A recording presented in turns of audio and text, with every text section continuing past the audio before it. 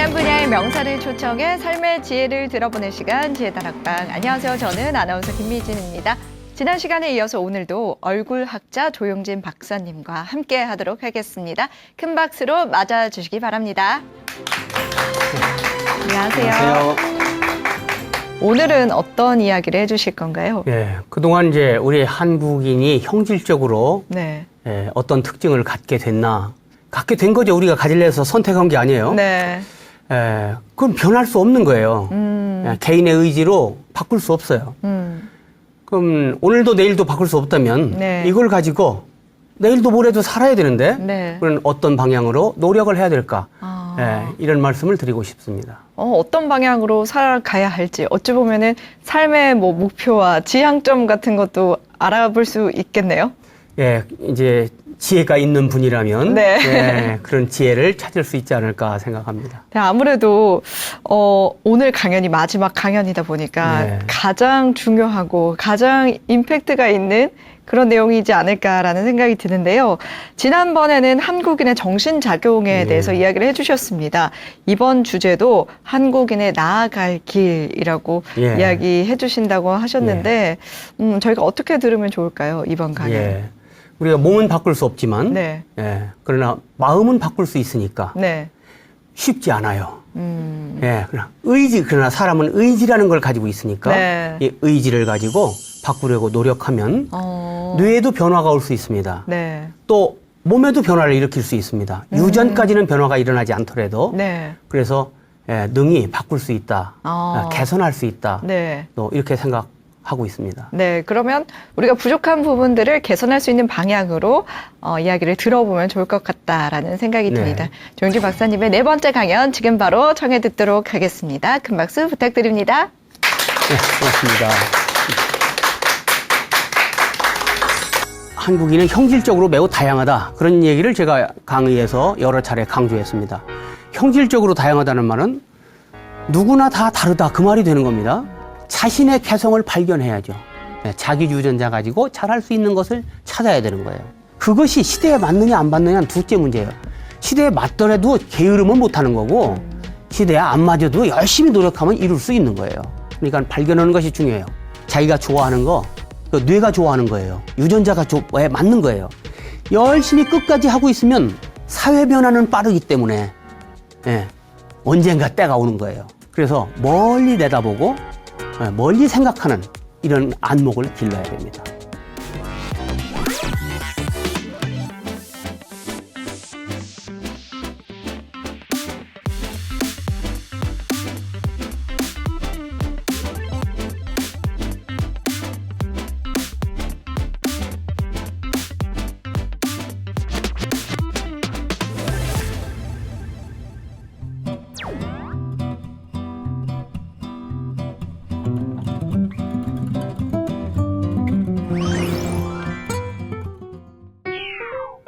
네, 반갑습니다. 네, 반갑습니다. 자, 오늘은 제가 늘 연구하고 있는 형질로 보는 한국인, 우리는 누구인가, 우리의 본질을 먼저 알아보자. 그런 연구 중에 마지막 결론으로 우리가 그럼 어떻게 나가야 되느냐 이런 말씀을 드리려고 합니다. 자, 우리 한국인은 형질적으로 매우 다양하다. 그런 얘기를 제가 강의에서 여러 차례 강조했습니다. 형질적으로 다양하다는 말은 누구나 다 다르다. 그 말이 되는 겁니다. 누구나 다 다르다. 그러면 좋을 것 같기도 하고 나쁠 것 같기도 합니다. 나쁜 점이 있습니다.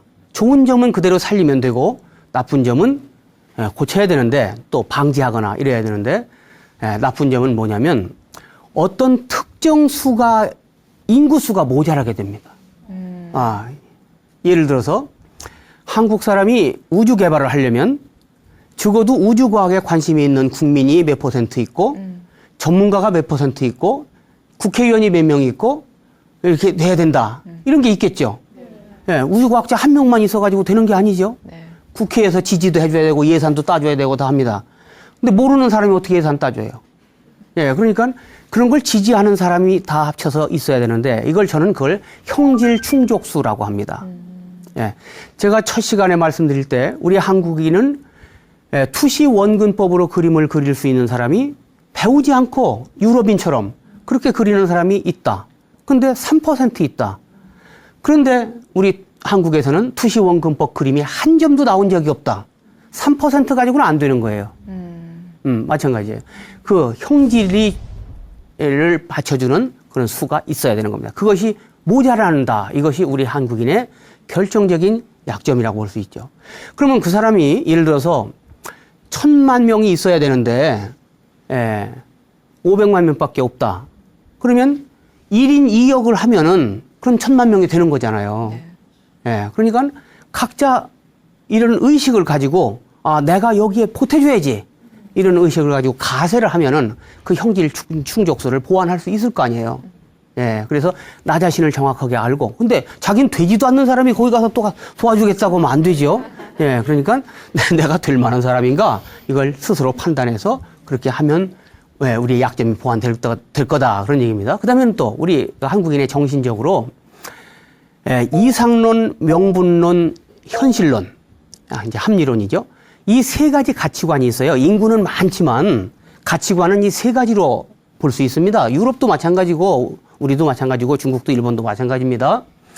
그런데 우리 한국인은 이상론, 명분론, 현실론이 30%씩 균등하게 있어요.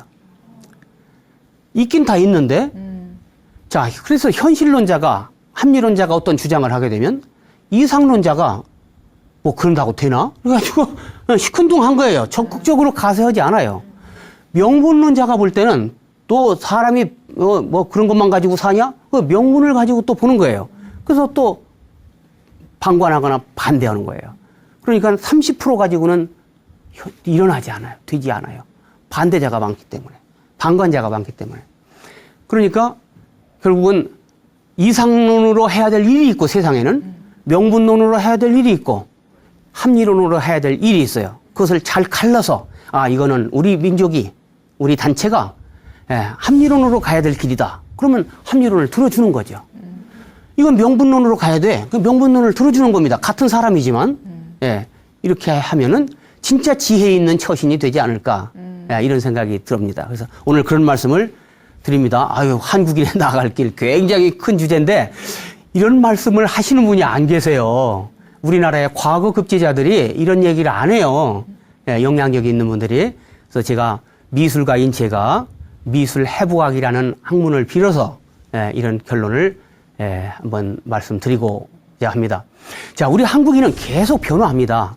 5만 년 전에 왔던 사람이 그대로 있는 게 아니라 있어요. 그 유전자가 지금도. 근데 다른 데서 북쪽에서 사람이 와가지고 또 변화해요. 섞여서도 변화하고 스스로도 변화해요. 왜냐하면 자기들끼리만 살아도 자기들끼리만 결혼하기 때문에 유전자 상승작용이 일어나서 원래하고 똑같지 않아요. 다르게 변화하는 거예요. 어쨌든 세상은 변화하고 한국인도 계속 변화합니다. 그 예를 하나 들어보이죠. 저분들은 백제 시대의 사신이에요. 근데 중국의 사신으로 갔습니다. 그래서 중국에서 화가 그때는 카메라가 없으니까 백제에서 사신이 왔다는데 어떻게 생겼더냐? 황제가 물어보면 대답을 해야 되잖아요. 그러니까 얼른 오면 다 그림으로 그려놔요. 그래서 이제 처음에 번객입조도라는 이제 저게 원본이 아니고 뺏긴 그림이기 때문에 진위에 대해서 의심을 갖는 분들도 있어요. 그러나 저는 제가 연구할 때는 어쨌든 본래 그림은 사신을 보고 그린 거다. 이렇게 저는 믿고 이걸 학술적인 가치가 있다고 봅니다. 저 번객입조도 사람은 한성백제 시절의 사신이에요. 왕회도라의 저 사신은 공주 시절에 공주로 갔을 때의 사신이에요. 양직공도는 부여, 사비백제 시대의 사신이에요. 얼굴이 셋이 다르죠? 네. 그러면 본래 한 명씩밖에 안 갔는데 무슨 호들갑을 떠냐 이렇게 볼 수도 있겠지만 어쨌든 몇백 년 지나는 동안 새로운 얼굴형이 생기는 거예요. 그때 번객입조도는 북쪽에서 온 사람 특징을 뚜렷하게 가지고 있어요. 우리가 역사를 통해서 백제가 고구려로부터 왔다 이렇게 알고 있잖아요. 근데 진짜 북쪽 얼굴이잖아요. 그러니까 그런 사람들이 와서 한성백제의 주역이었던 거예요. 왕회도의 사신은 공주에 살던 원주민 토착계하고 결혼해서 생긴 중간형이에요. 그러니까 저런 얼굴이 경상도에는 없어요. 예. 역시 저 전라도에도 없어요. 울릉도에도 없어요. 왜? 백제에서 공주 지역에서만 나올 수 있는 얼굴이에요. 예. 예. 그다음에 양직공도는 그런 이제 중간형이 결혼해서 중간형끼리 결혼을 오래 하면 나오는 형이에요. 예. 그렇기 때문에 백제인도 얼굴이 변화했다. 볼 수 있죠? 그리고 한국의 중부인도 얼굴이 변화했다. 이 말이 되는 거잖아요. 그래서 얼굴은 계속 변화하고 있고 얼굴이 변화할 때 뇌의 모듈이 이렇게 섞이기 때문에 변화를 합니다. 예, 그래서 우리 한국인의 몸도 뇌도 계속 변화한다. 예, 그거를 염두에 두고 봐야 되겠습니다. 자, 저것은 2만 년 전에 평양 사람이에요. 만달리 사람인데, 예, 저분의 뼈는 이제 다 국제적으로 인정하는 뼈예요. 그래서 저분의 뼈 속에서 제가 뇌를 꺼내고, 그다음에 얼굴을 복원해서 만들었어요. 그랬더니 우리하고 다르죠?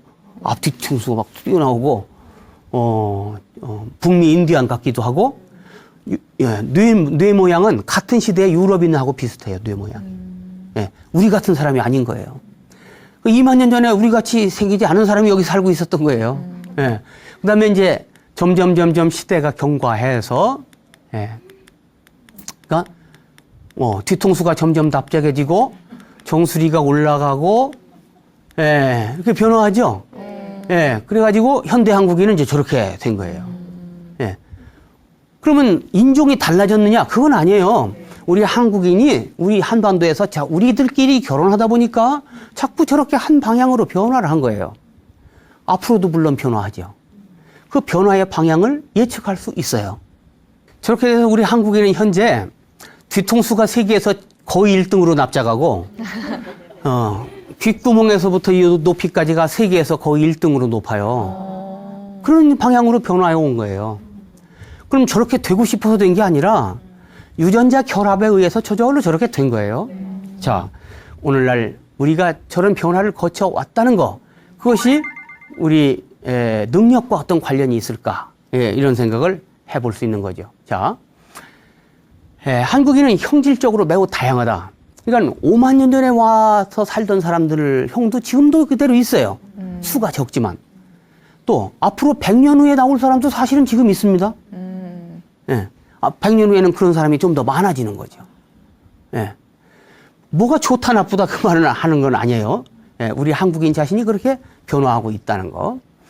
그래서 개인차가 크죠. 다른 중국이나 일본에는 1등에서 꼴찌까지 이만큼이라면 우리는 이만큼 넓은 거예요. 인구가 적은데도. 중국인보다 더 넓어요. 일본인보다, 인구가 3배인 일본인보다 더 넓어요. 그만큼 우리는 개인차가 큰 거죠. 개인 간의 거리가 멀어요. 그만큼 서로 다른 거예요. 이거 바꿀 수 없어요. 그럼 어떻게 해야 돼요? 개인 간의 다름을 존중해야죠. 그리고 이 사람을 이 사람 만들면 안 되죠. 이 사람 저 사람 되라 그렇게 하면 안 되죠. 그 사람을 그 사람대로 최대한 능력이 발휘되게 해야 될 거 아니에요. 예. 우리를 정확하게 알면 저절로 알 수 있어요. 예. 나쁜 점은 아까 말한 것처럼 형질 충족수가 미달하는 점이 있어요. 예. 그 대신 다양성이 있기 때문에 뭐든지 가서 할 수 있어요. 예. 미국 사람이 이런 걸 잘한다. 그 중에 우리 한국 사람 중에 미국 사람 잘하는 걸 하는 사람이 있단 말이에요. 그 소질을 가진 사람이 얼른 가서 하면 돼. 아프리카 사람이 요걸 잘한다. 한국인 중에 그걸 잘하는 사람이 있단 말이에요. 얼른 가서 하면 돼. 근데 수가 모자란 거예요, 수가. 예. 그러니까 1인 다역을 할 생각을 하면 더 열심히 노력해서, 예. 2사람, 3사람 목을 하면 되는 거죠. 자, 우리 자신이 스스로 변화했지만, 그래서 우리가 미국 사람처럼 되거나 중국 사람, 일본 사람처럼 되는 건 아닙니다. 우리 스스로, 우리끼리 결혼했기 때문에, 예. 우리로서 변화해 가는 겁니다. 그러니까 우리가 책임을 져야 되는 거죠. 자, 그럼 개인은 어떻게 해야 되겠느냐? 예, 자신의 개성을 발견해야죠. 아, 저 친구 하는 거 부러워서 그거 쫓아가고, 저 친구 그거 쫓아가고, 그러면 내가 없어지는 거예요. 내 유전자는 어디 갔어, 그러면? 예, 자기 유전자 가지고 잘할 수 있는 것을 찾아야 되는 거예요. 자신의 개성을 발견하고. 그럼 부모님은 뭘 해야 돼요? 우리 아들, 딸의 할머니가 뭘 해야 돼요? 손자, 며느리의 개성을 찾아주기 위한 생각을 해야 되겠죠. 그것이 시대에 맞느냐 안 맞느냐는 둘째 문제예요. 시대에 맞더라도 게으르면 못하는 거고 시대에 안 맞아도 열심히 노력하면 이룰 수 있는 거예요. 그러니까 발견하는 것이 중요해요. 그다음에 멀 원자 알식자, 멀리 내다보는 안목을 길러야 돼요. 우리 한국인은 본래 동남아시아에서부터 왔기 때문에 본래 동남아시아 사람이 그렇다는 뜻은 아닙니다. 동남아시아의 남방계는 왼쪽 뇌를 쓰는 사람들이고 이 사람들은 밀림, 열대우림에서 살았던 사람들이에요. 열대우림은 시야가 좁아요. 멀리 보이지 않아요. 네. 그래서 가까운 것을 처리하는 뇌가 발달해 있어요. 우리도 그냥 그 유전자를 물려받아 가지고 있는 거예요. 유럽인에 비해서는. 그래서 멀리 내다보고 멀리 생각하는 이런 안목을 길러야 됩니다. 아, 나 충분히 그런데 그래도 예, 그렇지 않은 사람, 미국 사람보다는 덜하다 그 말이에요. 예를 들어서. 그러니까 우리는 지금 국제시대니까 예, 그런 원식을 가진 서양 사람에 비해서 우리가 모자라요. 그게. 우리 민족이. 예, 그러니까 그걸 기르기 위해서 각자 노력하면 좋겠다. 그다음에 우리 한국인은 한국어에 관계대명사가 없죠. 사실은. 예. 그리고 말의 품사가 일정하지 않아요. 그래서 말을 논리적으로 할 수가 없어요. 예. 그러니까 감정적으로 말을 하기가 쉬워요. 예. 그렇기 때문에 그러나 이제 외교관이 가서 외교를 한다든가 그럼 막 한 사람이 뭐 말 잘하는 사람이 나와가지고 외교관이 됩니까? 엄마도 말 잘하고 아빠도 말 잘하고 할아버지도 말 잘하고 다 그런 사람들을 속에서 자라야 말 잘하는 사람이 되는 거죠. 예. 그러니까 말을 논리적으로 서로 잘 할 수 있도록 논리적으로 안 해도 먹고 사는데 아무 지장이 없지만 그러나 논리적으로 하도록 노력할 때 우리 민족의 역량이 올라간다 그 말이에요. 그러니까 내가 홀몸이 아니에요. 예, 그 책임의식을 가지고 노력을 해야 된다. 뭐 논리적으로 하는 거 아나운서만 하면 되지 이렇게 하면 안 된다. 나도 해야 된다. 왜? 인구수가 적고 형질 충족수가 모자라니까 나도 거기 가서 힘을 보태야 된다. 그 다음에 좋아하면 끝까지 해야 된다. 아, 이 시대, 이거 앞으로 내 30년 남은 이 시대에 이거 빛을 볼 수 없어? 그래가지고 딴 거 한다고 됩니까? 예. 근데 우리 다행히 장수 시대에 들어갔어요. 그러니까 자기가 좋아하는 거, 그 뇌가 좋아하는 거예요. 유전자가 맞는 거예요. 열심히 끝까지 하고 있으면 사회 변화는 빠르기 때문에, 예. 언젠가 때가 오는 거예요. 예. 때가 와요. 일생에 한 번 때 만나면 되잖아요. 뭐 여러 번 만나려고 욕심낼 필요 없어요. 우리나라의 교육의 문제, 또 시험제도의 문제가 뭐냐면, 우리는, 감을 잡으면 알았다고 생각하게 만드는 것이 있어요. 그런 게 있어. 그러면 자기는 안 줄 알아, 그걸 가지고. 그런 게 있다고 감 잡은 거지, 그게 아는 게 아니거든요. 누구가 말을 했을 때, 그 말을 알아들었어. 이해했으면 자기가 알았다고 생각해. 그건 그 말에 대해서 내가 이해를 한 거지, 나에게 어떤 변화가 온 건 아니잖아요. 그러니까 진짜로 안 게 아니에요. 시험 점수 100점 맞았어. 아, 나 100점 맞았으니까 그거 알았다고 생각해. 시험 점수를 100점 맞은 거지 안 게 아니죠. 우리는 착각을 해요. 예. 그게 아니고 진짜로 자기가 할 줄 알아야 하는 거예요. 예. 자, 저 왼쪽에 저 접시는 오른쪽 뇌 두정엽 이 위쪽이 중풍이 난 할아버지. 누구나 다 그런 건 아니지만 그런 분들 중에 밥을 반쪽만 먹고 안 먹는 사람이 있어요. 그러니까 오른쪽 밥만 먹었죠? 밥. 왼쪽은 안 먹어. 그럼 왼쪽에 밥이 없다고 안 보이느냐? 보여요. 눈에 보인다고. 밥이 있다는 것도 알아요. 알아요. 그런데 안 먹어. 안 먹으면 모르는 거나 마찬가지지. 왜? 오른쪽 뇌가 약해졌기 때문에 상대 반쪽을 무시하는 거예요. 네. 그러니까 그건 안 게 아니죠. 밥 줬는데 안 먹은 거니까 그건 안 먹은 거죠. 네. 봤다고 밥 있는 줄 알았다고 먹은 건 아니잖아요. 네. 그러니까 우리가 한국에서 잘못 생각하고 있는 것, 감 잡으면 알았다고 생각하는 거, 그거 고쳐야 돼요. 그래서 할 수 있을 때까지 해야 그게 진짜 자기가 아는 겁니다. 모두 할 수 있는 데까지 가도록 노력을 해야 됩니다. 자, 그다음에 사회단체에서도 이제 노력을 해야죠. 사회단체에서는 형질 다양성이 높으니까 우리 한국인은 인재 등용 방식을 다원화해야 됩니다. 자, 어느 회사에서 사원을 뽑는데 경제학과 출신만 뽑아. 그러면 한국 사람 중에 경제학만 소질 있는 사람만 있나요? 여러 사람이 있고 그 회사가 운영을 하려면 경제학만 필요한가요? 여러 가지 다 필요하잖아요. 사람 사는 곳에서는. 그런데 한 가지 방식으로만, 한 가지 기준으로만 뽑는 거예요. 그걸 언제부터? 오랫동안. 제가 볼 과장해서 말하면 1000년간 그렇게 한 거예요. 말하자면 시험 잘 보는 사람만 뽑았잖아요. 예. 그러면 그 사람이 뭐 대통령이 시험 봅니까? 응? 대통령이 됐어. 장관이 됐어. 무슨 정책에 대해서 말해. 시험 보면 되는 거예요? 응? 행동을 해야 되는데 시험 보는 능력으로 왜 뽑냐고요. 예. 중요한 인재 선발 방식이지만 그것이 전부는 아닌 거죠. 자, 배추 썰기 대회가 있다고 그럽시다. 그러면 저 청동을 가지고도 썰어도 되고 그 옆에 걸로 썰어도 되고 다 뭘로도 썰 수 있죠. 80점까지는 열심히 노력해서 도 닦으면 80점까지는 맞을 수 있어요. 그러나 세계에서 1등으로 배추를 잘 썰겠다 그러면은 딱 적합한 도구까지 있어야죠. 예. 그러니까 누구든지 인재를 쓸 때는 이 일에 적합한 사람이 누군가, 예? 그걸 고를 줄 알아야 된다. 그래서 제가 이제 쿼터제 인재 등용 방식이라는 것을 주장하고 있습니다. 예. 쿼터제라는 건 뭐냐면 제가 이제 올림픽 금메달리스트를 조사를 했어요. 38명. 세계 1등이잖아요. 세계 1등짜리를 조사. 왜? 1등짜리니까 보통 사람하고 다를 거다. 그래서 조사를 해봤더니 달라요. 다르기는. 예. 몸매도 다르고요. 그러니까 같은 스케이트 선수라도 스피드 스케이트 선수와 쇼트트랙은 몸매가 완전히 달라요. 특히 발 모양이 완전히 달라요. 그러면 예외는 없느냐? 거의 예외 없어요.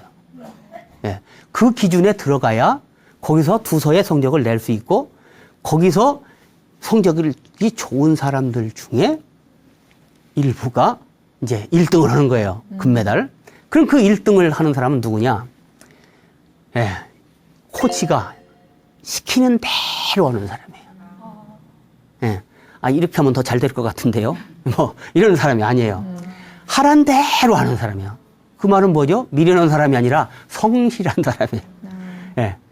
자기 지금 딴짓 하고 싶은데, 그걸 열심히 시키는 대로 억누르고, 자기를 이기고, 예. 그분의 말씀, 그 지도자의 말씀을 잘 따라서 성실하게 하는 것. 그래서 저는 결론을 재능이 있어야죠. 유전자가 받쳐줘야죠. 그런데 개인에게 있어서는 성실성이 가장 중요한 거다. 이런 생각을 갖게 됐습니다. 그러면 회사 사장님이 자기 분야에서 열심히 했던 사람을 뽑아서 우리 회사에서 이 일을 해달라. 그러면은 이 일을 열심히 할 거 아니에요, 와서. 여기에서 월급 받아서 자기 하는 일을 하면 안 되죠. 성실한 사람은 그렇게 안 해요. 네. 자, 그래서 이제 그런 사람을 뽑는 거예요. 경제학과, 경영학과 나온 사람만 뽑는 게 아니라. 그러면 이제 그런 사람들이 모여서 일을 하게 되니까 창의적인 업무 처리가 저절로 되죠. 경제학과, 경영학과 출신이 할 수 없는 일을 생각해낼 거 아니에요. 그동안 배우고 한 게 있는데, 그것도 열심히 했는데, 예, 그래서 그런 사람들이 이제 창의적인 직장 생활을 하게 될 겁니다. 예, 그 다음에 한국인의 형질 다양성에 의해서 가치 다양성이 왔어요, 결국은. 이상론, 명분론, 현실론. 예, 이것이 왔어요. 제가 이제 한국인은 30%씩이다. 이상론은 소유 개념이 미처 발달하기 전에 그때 동남아시아에서 우리나라로 올라온 사람들이에요. 그러니까 그 사람들은 좀 다 같이 잘 살지. 왜 이렇게 독점하고 그래? 그런 생각하는 사람들이 욕심이 좀 적어요. 그러니까 현실에 대해서 불만이 있죠. 그 불만이 갖고 있으니까 이상론자가 되는 거예요. 그런 사람들이 일본보다 중국보다 우리가 많아요. 30%나 돼요. 예, 그러니까 그 적은 에너지가 아니에요. 그 다음에 명분론자가 있어요. 15,000년 동안 시베리아의 빙하기에서 살아남은 사람들이에요. 예, 화난다고 나가서 얼어 죽어요, 잘못하면. 예, 뭔가 명분을 찾아서 참고 견뎌야 되는 거예요. 이유를 찾아요. 자기가 하는 행동에 대해서 근거를 발견하고 이유를 발견해야 되는 사람들이에요. 그런 사람들이 남아서 현재 우리 한국인에게 30% 정도의 영향력을 미치고 있어요. 그다음에 현실론자들은 마지막에 우리나라의 우랄 알타이로부터 우리나라에 온 사람들. 이 사람들은 무사 집단이기 때문에 현실론자예요. 예, 이 세 형이 그 중에 한 형이 결정적으로 많으면 나라가 한쪽으로 쫙 쉽게 갈 텐데 일본처럼. 일본은 합리론자가 70%. 명분론자가 있어. 근데 20%밖에 안 돼. 이상론자도 있어. 근데 10%밖에 안 되는 겁니다. 예. 제가 이제 같이 이런 걸 연구하는 일본인 심리학자 친구한테 이런 얘기를 했어요. 그랬더니 일본인 심리학자가 아이고 우리는 이상론자가 10%밖에 안 되는데 너무 창피하다는 거예요. 근데 우리가 생각할 때는 우리는 또 너무 이상론자가 많고 명분론자가 많아서 막 청나라한테 대들고 막 명나라가 또 최고라고 그러고 막 그렇게 해서 명분론 때문에 나라가 기우뚱기우뚱했잖아요. 예.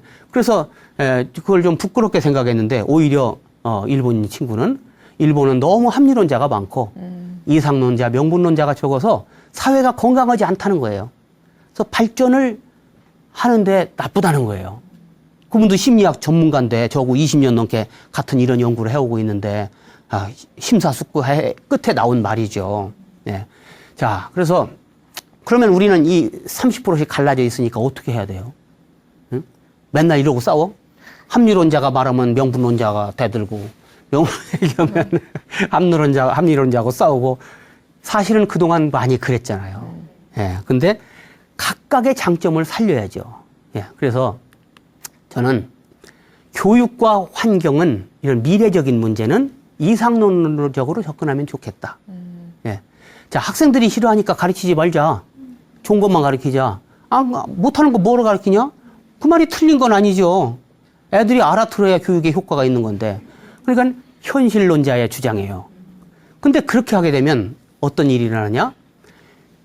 교육 중에 교는 없고 육만 있는 교육이 되는 거예요. 교라는 것은 모르는 걸 가르쳐 주는 게 교예요. 육이라는 건 있는 걸 길러주는 게 육이에요. 예. 그럼 교는 않고 육만 하고서 무슨 교육을 했대? 예. 한 가지를 안 하는 거죠. 그래서 학창 시절에 머리를 발달시키는 좋은 기회인데 학창 시절이라는 게 먹고 살 궁리도 안 하고 얼마나 좋은 시절이에요. 그 시절에 머리를 발달시켜야 되는데 결과적으로는 머리가 발달되지 않는 사람을 만드는 교육론이 된다고요. 예. 제가 교육대학교 교수였잖아요. 예. 자, 우리 조상님들은 가르치다라는 말이 가르키다에서 왔다고 보고 있습니다. 우리 조상님들은 모르는 걸 알려주고 있는 건 길러주고 예, 그 다음에 사람이라면 마땅히 저쪽으로 가야 돼. 방향을 가르쳐 주는 걸 진짜 교육이라고 생각했기 때문에 가르치다가 가르키다라는 말에서 전성됐다고 합니다. 그러니까 결국은 교육지 이것이 다 이제 통합이 되는 이런 교육을 앞으로 지향해 가야 되는 거죠. 자, 그다음에 역사와 문화는 명분론적으로 해야 돼요. 예. 야, 우리 저 동양의 초상화 말이야. 그거 200년 전에 했던 거 후진 건데 그거 뭐라 지금 하냐? 그러면 현실론이죠, 그게. 예. 남 좋아하지도 않고. 요즘 젊은 애들 그거 좋아해요? 예. 그렇다고 그걸 없애버리면 누구만 손해? 우리만 손해나는 거예요. 미국이 손해나요. 소련이 손해나요. 일본이 손해나요. 우리만 손해나는 겁니다. 그러니까 역사와 문화는 우리 걸 지켜야 됩니다. 예. 손해나더라도 지켜야 돼요. 그러니까 그건 명분이죠.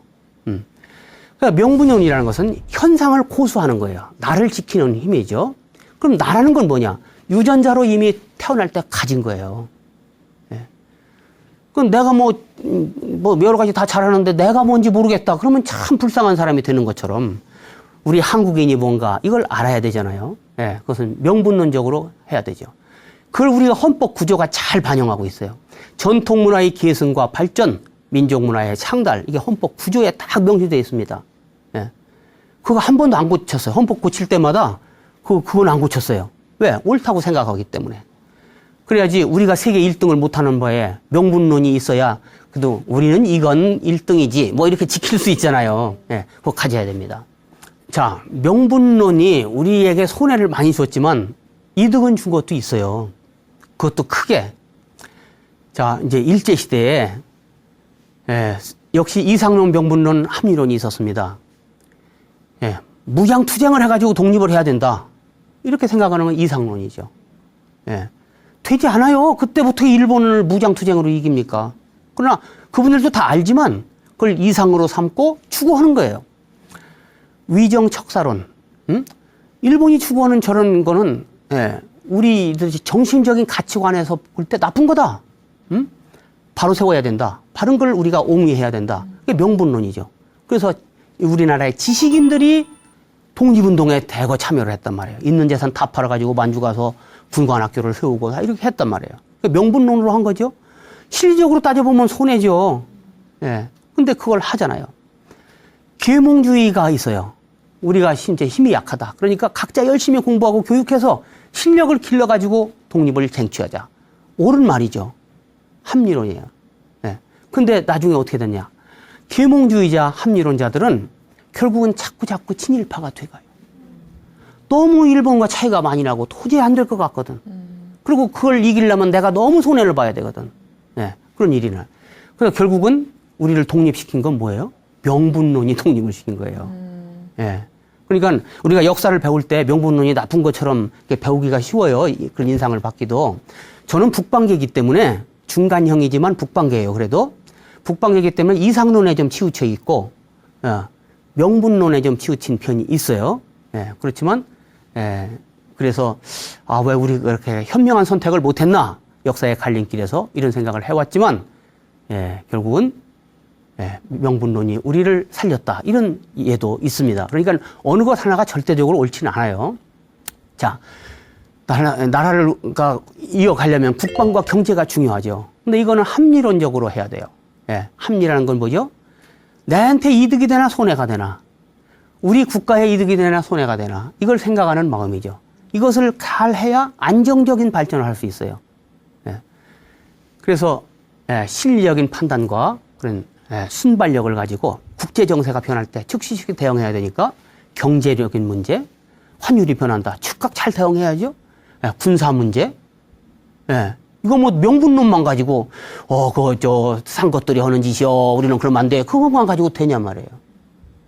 그러니까 이걸 이상론, 명분론, 현실론이 마치 우리는 30%씩 있으니까 그런 사람들이 역할 분담을 해서 교육과 환경 문제, 그다음에 이런 국방과 경제 문제, 이런 문제들을 서로 나눠서 거기에 가세를 해주는 거죠. 나는 이상론자이고 명분론자지만 국방 문제에 있어서는 현실론의 편을 들어주는 거예요. 이게 지혜 있는 태도 아니에요? 지조만 지키면 되는 게 아니란 말이에요.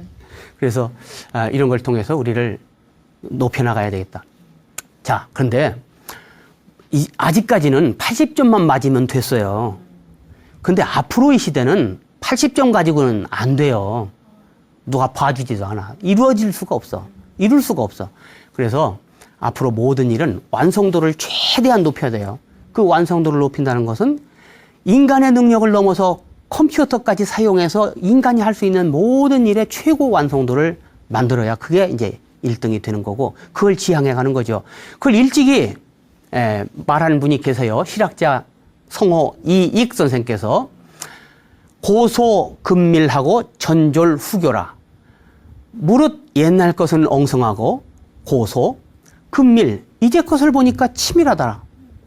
전졸, 같은 물건이라도 옛날에 나온 것은 유치하지만 후교, 나중에 나오는 것은 교묘하더라. 그렇잖아요. 인류 문명을 관통해 보세요.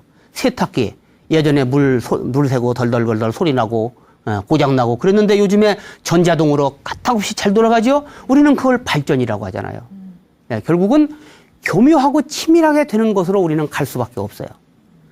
엉성하고 유치한 것이 우리에게 위안을 줄 수는 있지만 우리가 뭐 위안 받으려고 사는 건 아니니까 스트레스 받더라도 교묘하고 치밀한 곳을 향해 가야 돼요. 이것을 세계 1등으로 가면 그게 1등이 되는 거예요. 우리가 왜 세계 1등이 아닙니까? 교묘하고 치밀한 것이 1등이 아닌 거예요. 따지고 보면. 그러니까 우리가 갈 길은 명확합니다. 우리가 그 길을 향해서 전 국민이 가야 되는 거죠. 자, 그런데 결국은 그런 길은 뭐냐면 이성과 감성, 의지가 잘 조화를 이루어야 되는 거예요. 자, 뉴턴의 데드 마스크예요. 서양 사람들은 사람이 죽었는데 웬 얼굴에다가 석고를 부어가지고 얼굴을 떠냅니다. 덕분에 제가 이제 저런 연구를 할 수 있게 됐는데 저 2mm 표고로 등고선이 그려진 장치 세계 한두 개밖에 없는 거 제가 만든 거예요. 제가 찍은 거예요. 왼쪽 이마가 볼록해요. 뉴턴은 왼쪽 내 삐뚤이에요.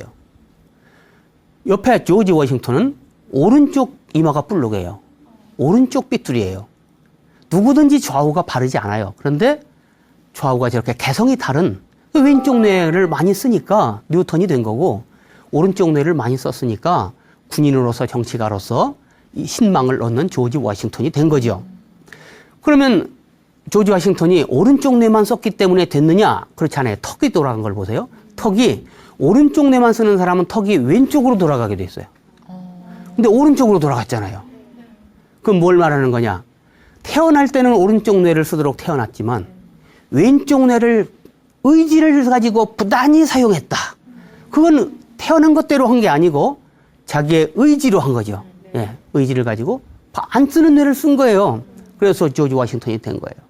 모든 훌륭한 사람은 다 저래요. 한국 사람도 마찬가지예요. 예. 뉴턴은 왼쪽 뇌가 활성화돼서 태어난 사람이죠.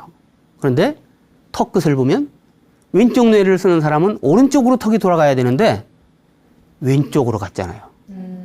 조지 워싱턴하고 다 반대가 됐죠. 네.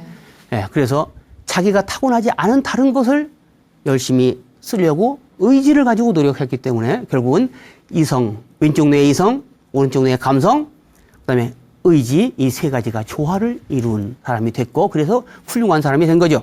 우리 한국인 5천만이 모두 뉴턴이 되고 워싱턴이 되고, 예를 들어서 뭐 아마 세종대왕도 그랬을 거예요. 지금 찍어보면 세종대왕이 되고, 이렇게 되면 우리나라 훌륭한 나라, 좋은 나라 되는 거잖아요. 한국 땅에서 태어나면 그러면 한국 사람은 저절로 이성, 감성, 의지가 조화된 자극을 받는 생활을 60년 동안 하잖아요. 그러면 훌륭한 사람이 되는 거잖아요. 그게 바로 1등 국민 아니에요? 예. 예. 그게 다 몸으로 하는 거고, 뇌로 하는 거고, 예.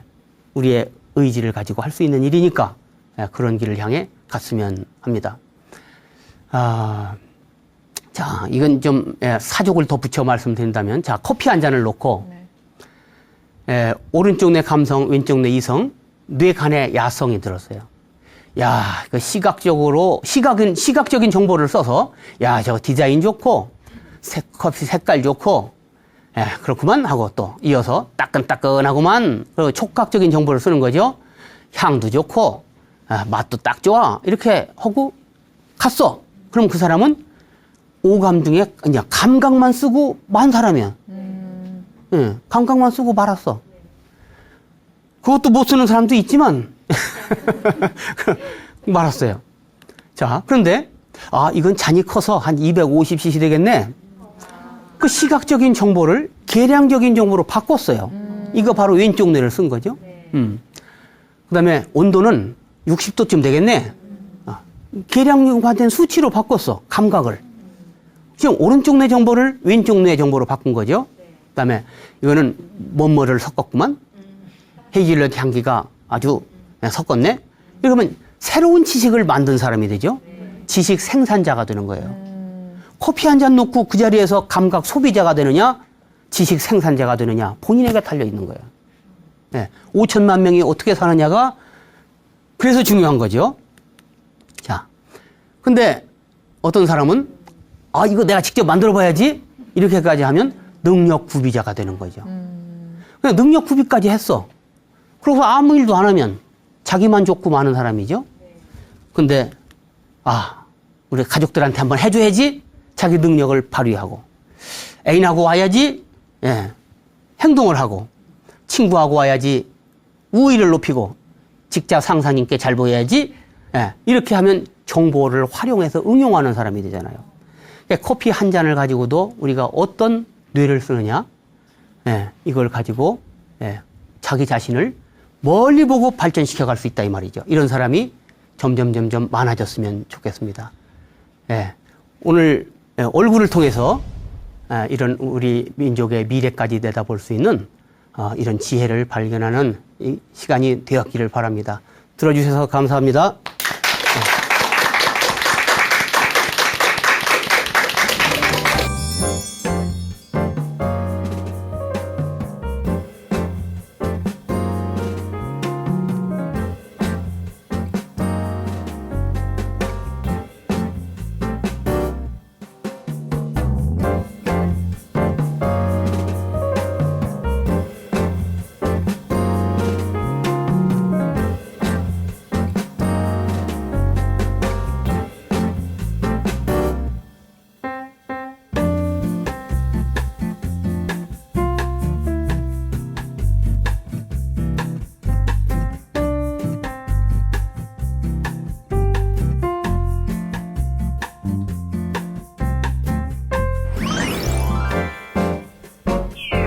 네, 조영진 박사님의 네 번째 강연 참 재밌게 들었습니다.